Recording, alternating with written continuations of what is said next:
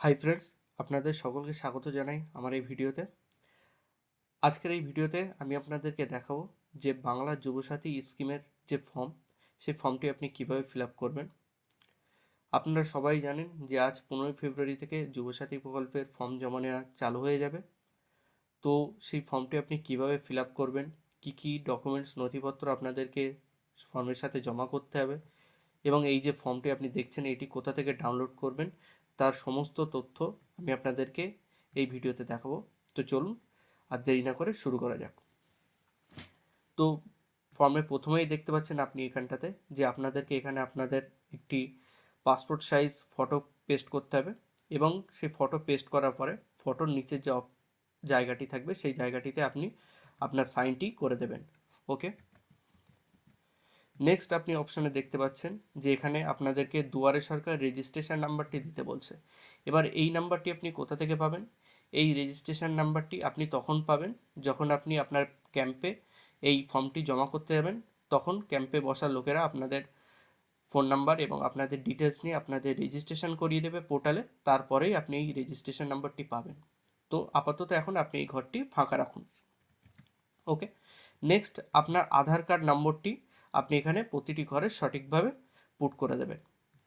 Next beneficiary name, অর্থাৎ যিনি এই অ্যাপ্লিকেশনটি ফিল আপ করবেন বা যার নামে অ্যাপ্লিকেশনটি করাবে তার নাম, তার মাধ্যমিক অ্যাডমিট কার্ড কিংবা মাধ্যমিক সার্টিফিকেট অথবা মাধ্যমিকের ইকুইভ্যালেন্ট কোনো এক্সাম যদি তিনি দিয়ে থাকেন তবে সেই এক্সামের সার্টিফিকেট অনুযায়ী তার নামটি সঠিকভাবে এখানে পুট করবেন। হ্যাঁ, তবে একটা জিনিস অবশ্যই মাথায় রাখবেন যে এই সম্পূর্ণ ফর্মটি কিন্তু ইংলিশ ক্যাপিটাল লেটারে ফিল করতে হবে। ওকে, আর আপনার জন্য যে সমস্ত অপশানগুলি অ্যাপ্রোপ্রিয়েট হবে সেই অপশানগুলি পাশে বক্স দেওয়া আছে, তো সেগুলোকে আপনার টিকমার্ক করতে হবে। ওকে, তো আপনার নামটি সঠিকভাবে আপনি এখানে পুট করে দেবেন।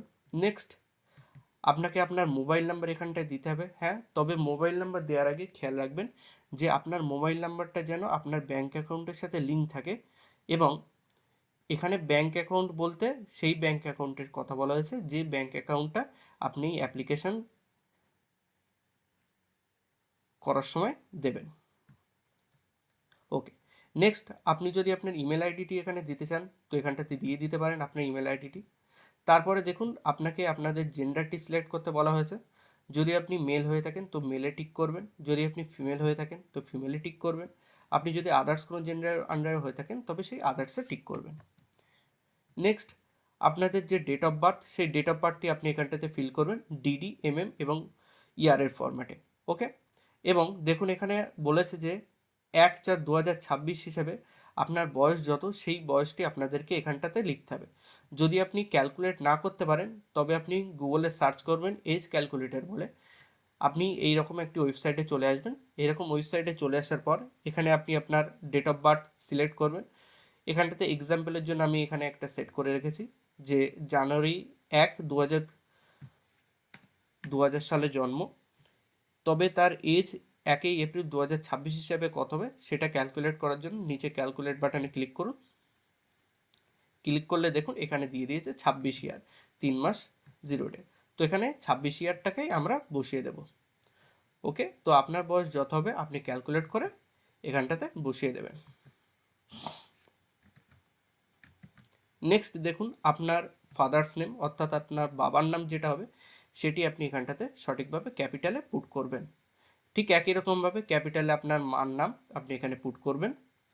নেক্সট আপনার স্ত্রীর নাম, আপনি যদি স্বামী হয়ে থাকেন কারুর তবে আপনার স্ত্রীর নাম যা হবে আপনার স্ত্রীর নামটি এখানে পুট করবেন, বা আপনি যদি কারুর স্ত্রী হয়ে থাকেন তবে আপনার স্বামীর নাম যা সেই স্বামীর নাম এখানে পুট করবেন। নেক্সট আপনি যদি জেনারেল বাদে এসসি, এসটি কিংবা ওবিসির শ্রেণীর অন্তর্গত যদি আপনি হয়ে যদি থাকেন তবে আপনার কাছে যে কাস্ট সার্টিফিকেট আছে সেই কাস্ট সার্টিফিকেটের নাম্বার আপনি এখানে পুট করবেন।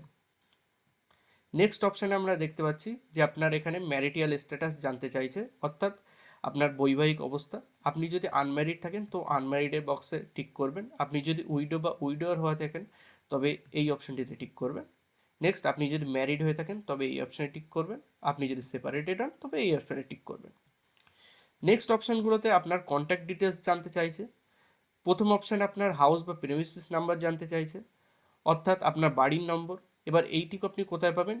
এটি আপনি আপনার ভোটার কার্ডের কিংবা ভোটার লিস্টে আপনি পেয়ে যাবেন। এখন এসআইআর হয়ে গেছে, তো এসআইআর ভোটার লিস্টে খোঁজ করলে আপনি অবশ্যই এটাকে পেয়ে যাবেন। নেক্সট, আপনার ভিলেজ, টাউন বা সিটি যেটা হবে সেটির নাম আপনি এখানটাতে বসিয়ে দেবেন। তারপরে আপনি যে পোস্ট অফিসের অন্তর্গত সেই পোস্ট অফিসের নাম এখানটাতে দেবেন। ঠিক একই রকমভাবে আপনি যে গ্রাম পঞ্চায়েতের অন্তর্গত সেই গ্রাম পঞ্চায়েতের নাম আপনি এখানে লিখবেন সঠিকভাবে। একই রকমভাবে যদি আপনি কোনো ওয়ার্ডের আন্ডারে যদি হয়ে থাকেন তবে সেই ওয়ার্ডের নম্বর নামটাও আপনি এখানে দিয়ে দিতে পারেন।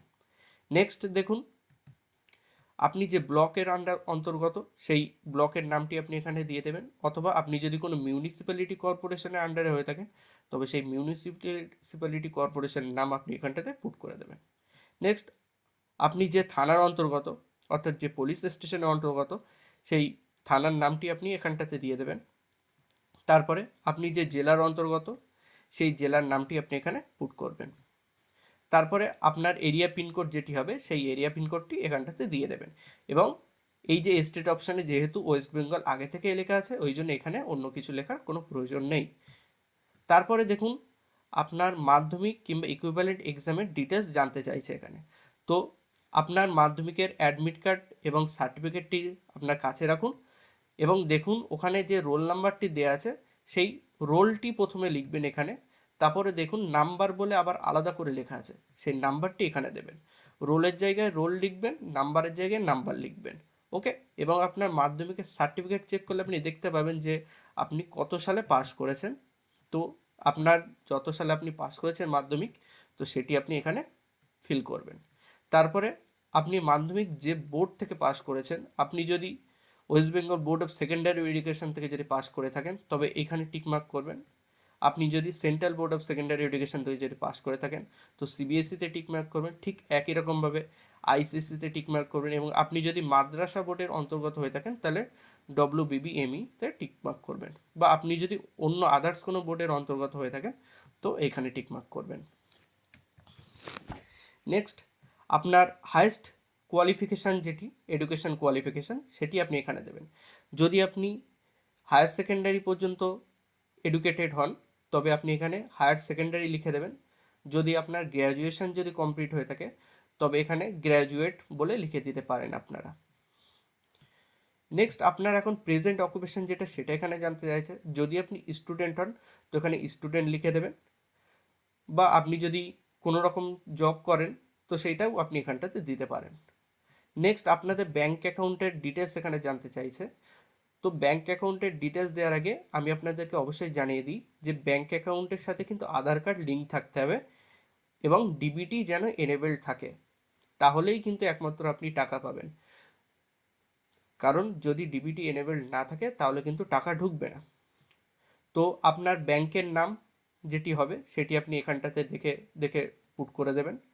তারপরে আপনার ব্যাংকের ব্রাঞ্চ যেখানে অবস্থিত সেই ব্রাঞ্চের নামটি আপনাকে এখানটায় দিতে হবে। এবার এই ব্রাঞ্চের নামটি কোথায় পাবেন? এটি আপনার পাসবুকে দেখলেই আপনি পেয়ে যাবেন আপনার ব্যাংকের ব্রাঞ্চের নামটি।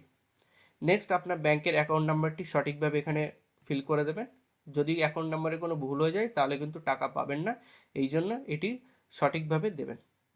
নেক্সট, আপনার ব্যাংকের আইএফএসসি কোডটি আপনি এখানে পুট করবেন।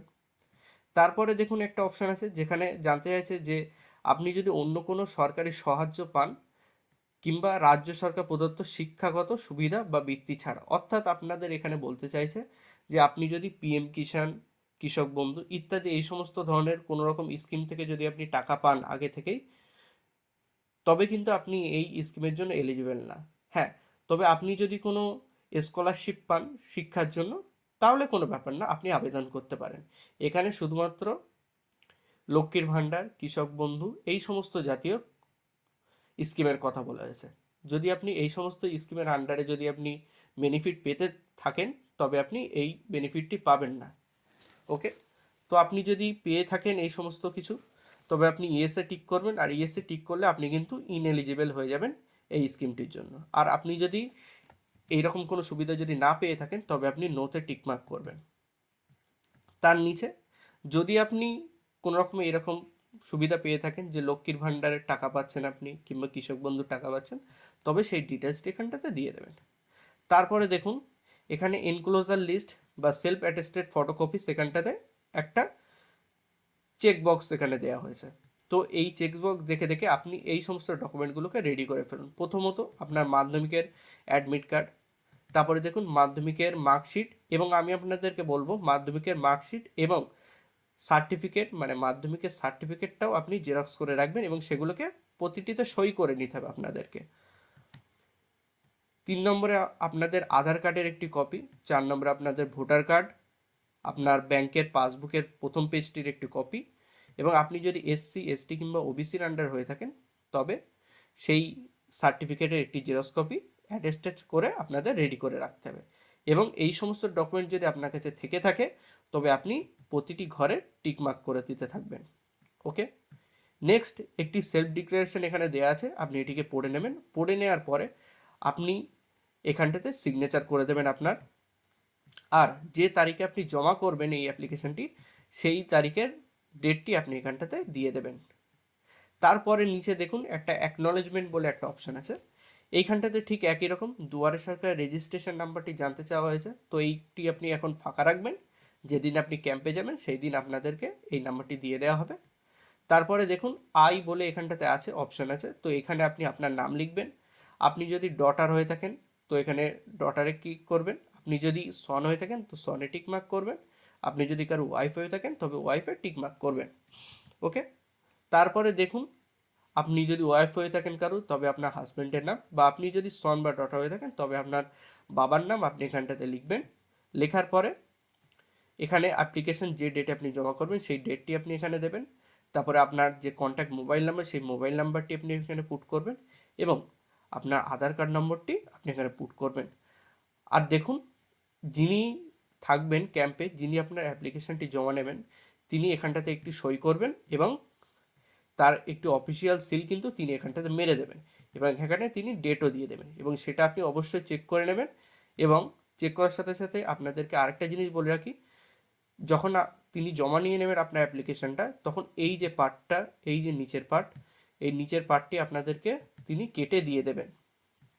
তো সেই পার্টটিকে আপনি খুবই যত্ন সহকারে রাখবেন, কারণ এখানকার রেজিস্ট্রেশন নাম্বার দেখে আপনি ভবিষ্যতে হয়তো সেটাকে অনলাইনে আপনি ট্র্যাক করতে পারবেন যে আপনার অ্যাপ্লিকেশনের স্ট্যাটাসটা কত দূর হলো। ওকে, তো এই ছিল আজকের ভিডিওটি যদি ভালো লেগে থাকে তবে